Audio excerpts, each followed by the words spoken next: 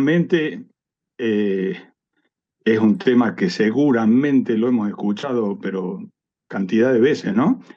Eh, de forma directa, de forma indirecta, es una de los pasajes de la Escritura que más se repiten, que la gente los conoce, no solamente en el ámbito de nuestra iglesia o incluso en el ámbito de, digamos, del protestantismo, sino que en toda la cristiandad, ¿no?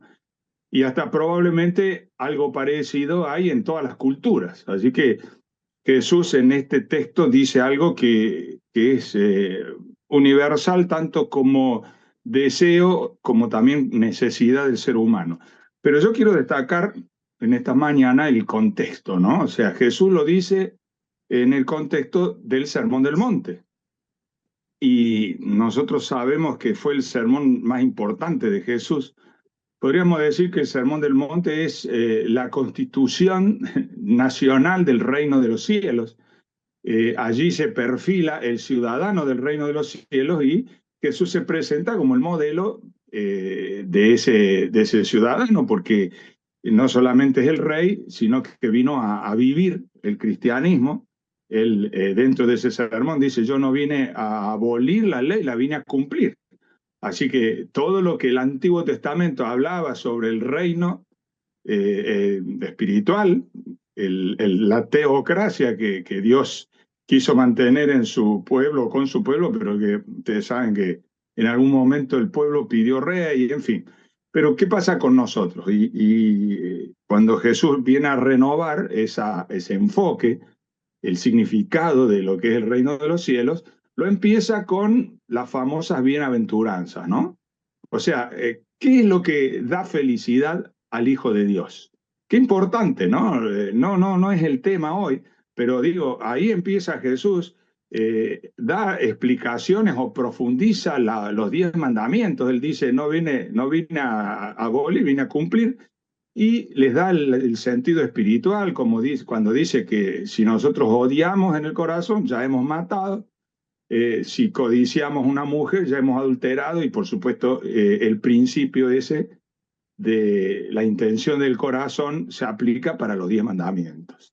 Eh, Luego comienza Jesús a hablar de la oración como herramienta, como instrumento, y termina, ya vamos entonces a la regla de oro, ¿no? Pero termina con la famosa parábola de los dos cimientos, de los dos constructores, el que se cimenta sobre la roca o el que se cimenta sobre la arena. Y ustedes recuerdan lo que eso significa, ¿no? El que se cimenta sobre la roca, se cimenta en Cristo, es el que oye las palabras de Jesús y las pone en práctica. Y el otro, bueno, las escucha, pero finalmente deja que las palabras de nuestro Señor se diluyan como la arena entre las manos, ¿no? Se van, se van. Entonces, sí vamos a los versículos que rodean directamente la regla de oro, y Jesús habla a partir del versículo 7, porque la regla de oro está en el 12, pero habla acerca de la oración, ¿no? Y conocemos mucho de estos pasajes: pedid y se os dará, buscad y hallaréis, llamad y se os abrirá. Hombre de vosotros que si su hijo le pide pan le dará una piedra, versículo 9. Y en el 11 dice, si ustedes siendo malos saben dar buenas dádivas, buenos obsequios, buenas cosas a sus hijos, cuánto más vuestro Padre que está en los cielos dará buenas cosas a los que le pidan. Si ustedes recuerdan, en Lucas dice, cuánto más vuestro Padre que está en los cielos les dará el Espíritu Santo a los que se los pidan. Y digamos que si nosotros entendemos bien todo ese mensaje, el Hijo de Dios, el que pertenece al reino de los cielos, es alguien guiado por el Espíritu Santo en permanente comunión con Dios y que deja que Dios lo guíe en todo lo que emprende, ¿no? Pero entonces sí vamos con ese marco, con ese contexto, vamos a leer la regla de oro. Ustedes saben que, como digo, es una de las frases bíblicas que la gente la usa como proverbio, pero muchas veces lo usamos mal, a veces hasta nosotros quizás lo usemos mal. La mayoría de las personas, cuando uno le pregunta sobre la regla de oro, le dan el enfoque negativo. No hagas a los demás lo que no quieres que te hagan a ti, ¿no? Que por cierto es un buen consejo. No hacer lo que no nos gusta. Pero en realidad, si uno lo entiende en el contexto de la palabra de Dios, es negativo, porque está hablando de un padre, ¿no? Está hablando de un padre que cuando se le pide da lo más preciado que tiene, que es su presencia, el Espíritu Santo, pero en general todo lo que sus hijos necesiten. Si el hijo necesita pan, no le va a dar una piedra, porque no solamente Dios sabe lo que necesitamos, sino que está queriendo darlo, está queriendo entregarlo. Pero si hay una característica que tiene que tener el Hijo de Dios, es el carácter de Dios. Es entender, internalizar, comprender lo que significa ser hijo de Dios y ponerlo en práctica, vivirlo. Repito, Jesús vino a hacer eso, ¿no? Jesús vino a mostrarnos el Padre. ¿Se acuerdan cuando Felipe le dice, muéstranos al Padre y nos basta? Y Jesús le dice, bueno, me vieron a mí, estuvimos 3 años y medio, entrando, saliendo. Ustedes vieron cómo yo he actuado, perdón. Así que han visto al Padre. Pero Jesús está en el cielo y esa potestad, esa tarea, ese desafío quedó para vos, quedó para mí, quedó para nosotros. Nosotros tenemos que actuar en este mundo de forma tal que las personas vean a Dios.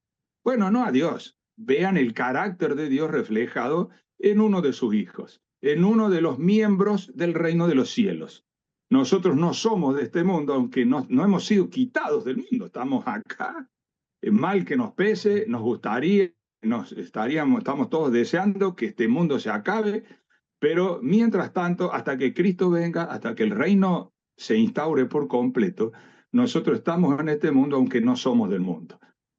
Y entonces en ese sentido, en ese enfoque, con esa visión, tiene esa profundidad tremenda este dicho, esta enseñanza, este mensaje de Jesús que se encuentra, ¿no es cierto?, en Mateo 7:12, la famosa regla de oro. Recuerden, lo dice en el contexto de quién es el Hijo de Dios o cómo vive el Hijo de Dios. Lo dice en el contexto de un padre que le entrega a su hijo lo que él necesita y pide. Y en ese contexto Jesús nos dice, así que todas las cosas que quieran que los hombres hagan con ustedes, así también hagan ustedes con ellos. Esa, dice, es la ley y los profetas. Fíjense que Jesús está diciendo claramente que esto es el resumen de la Biblia. Por supuesto, uno podría decir que el resumen de la Biblia está en cuando Jesús dice que es amar a Dios sobre todas las cosas, al prójimo como a sí mismo. Podríamos mencionar varios detalles, pero es Jesús el que lo está diciendo en el contexto de el Sermón del Monte, que como reitero, es la declaración de principios de cómo, bueno, a ver, cómo vamos a vivir en el cielo, cómo vamos a vivir en la tierra nueva, cuál era el plan para el jardín del Edén, con qué propósito y en qué ámbito fuimos creados. Bueno, en este ámbito, de esto, o esto es el resumen de lo que dice toda la Biblia, la ley y los profetas, todas las enseñanzas del Antiguo Testamento reflejadas o encarnadas en Cristo Jesús. Jesús vino a hacer esto, vino a hacernos, ustedes recuerdan, ¿no? Jesús de alguna manera reprocha a los líderes espirituales de la época y le dice a los suyos vino y los suyos no lo recibieron. Pero Jesús recibió a todos. Jesús recibió a todos. Cuando ungieron sus pies con el perfume de nardo, Jesús le dice al dueño de casa, bueno, vos no me diste la bienvenida que correspondía a quien soy. Ella me la está dando con sus limitaciones. desde una posición de persona, bueno, pecadora, redimida, pero que todos conocían la clase de persona que era, ¿no? Qué interesante que nosotros podemos honrar a Cristo con nuestra vida, bueno, con nuestra vida, no voy a abundar más, ¿no? Podemos honrar a Cristo con nuestros actos, podemos honrar a Cristo con nuestras palabras, podemos honrar a Cristo con nuestra alabanza en el sentido más pleno, o sea, no estoy hablando de cantar, no estoy hablando de la oración, pero producto de esa oración y de esa alabanza está la manera que nosotros tratamos a los demás. Tremendo desafío, tremendo desafío. El ser humano compró el carácter del diablo, ¿no? El egoísmo, el orgullo es el carácter del diablo. El de Jesús es todo lo opuesto. Es el servicio, ¿no? Lo opuesto al egoísmo, el servir a otros, ¿no? El que me sirvan. Yo no vine para ser servido, vine para servir. Y por supuesto el amor. El amor que es el opuesto del egoísmo. Algunos piensan que el opuesto del egoísmo, del amor es el odio. No, es el egoísmo, porque nosotros podemos odiar a unos poquitos, pero con nuestro egoísmo podemos ignorar a muchísima gente, a todos los que se nos crucen, aunque no los odiemos, pero tampoco los amamos. Entonces los tenemos en ese lugar donde la apatía, donde el no te metas, pone a las personas que nos rodean. Entonces, la regla de oro es el resumen práctico, vamos a ponerlo así, porque es lo que se ve de lo que dice el Antiguo Testamento, de lo que dice la palabra de Dios y de lo que vino a vivir Jesús. Jesús vino a servirnos y Jesús vino a hacer por nosotros, sí, lo que no podíamos hacer por nosotros mismos es una faceta, obviamente, Él muere en nuestro lugar, pero vino a servirnos, vino a mostrarnos. Lo que estoy haciendo, ustedes no lo entienden, le dijo a los discípulos cuando les lavaba los pies, pero después van a entender. Y cuando entiendan, bueno, lávense los pies entre ustedes. Así que ese es el desafío de este día. Y repito, aunque a mí siempre me gusta poner dramatismo a mis temas, o sea, hacerlos como debido a muerte, sinceramente creo, porque Jesús lo dice, de que esto es algo sumamente básico y a veces sumamente descuidado. ¿Mm?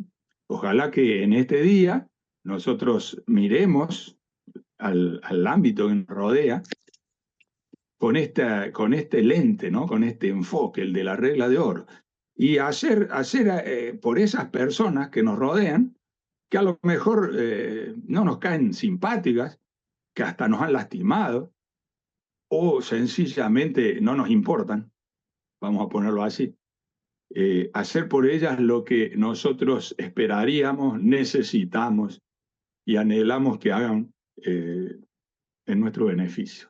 Que Dios nos bendiga en este día.